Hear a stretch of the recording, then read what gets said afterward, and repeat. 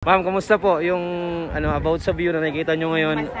Masaya. Maganda ba, ma'am? Relaxing. Nice one. Paturo sa pangit, paturo sa pangit. Oh, ma'am, ready ma'am. Dalawang bundok, baby. Ganyan lang po ha. Hello guys mga ka-shudi, good morning po sa inyong lahat. Welcome back dito sa inyong channel. Isang mawagpalang araw po sa inyong lahat mga idol. For today's video, tayo na naman po ay mag-tour guide. At ang guest po natin ngayon ay from Benguet. At itong guest natin na to ay nanggaling po ito sa Trinity.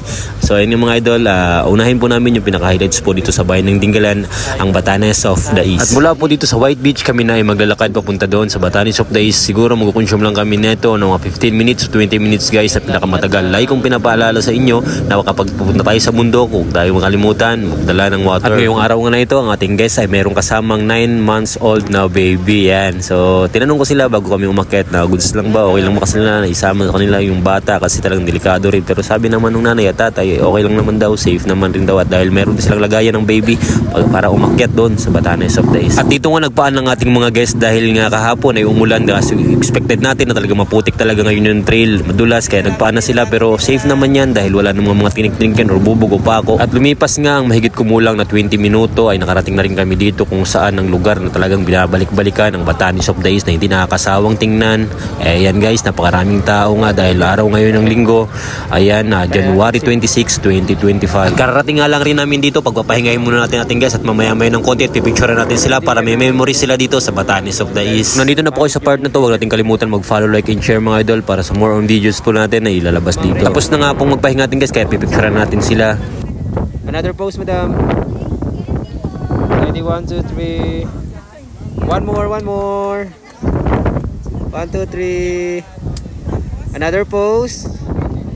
Nice one. Paturo sa pangit, paturo sa pangit, paturo sa pangit. Turo, 1, 2, 3. Strong po, strong. Karoon kayo. Yan. Okay, strong lang guys.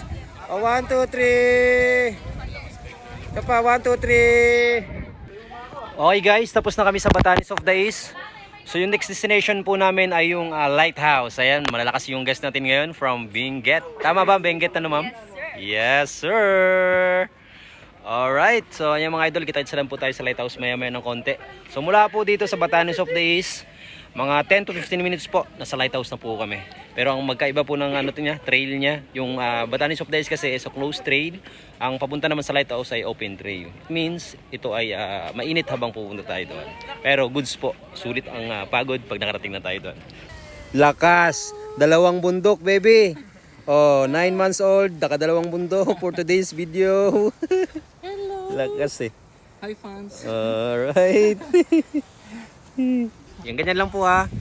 Ganyan lang. Ready, 1, 2, 3. Pagkatapos nga natin umakyat sa dalawang bundok ay mag-prepare na ako dito ng kanilang lunch dahil nagabili sila ng Budol Fight. Sa mga gusto pong pumunta sa bayan ng Dingalan, PM lang po kayo dito sa Ka-Shudi TV or mag-comment na lang po kayo dyan mga ka-shudi. Ako na po ang bahala po sa inyo dahil ako po ay isang tour guide po dito sa bayan ng Dingalan. Salamat ng marami. Kita-kits next vlog.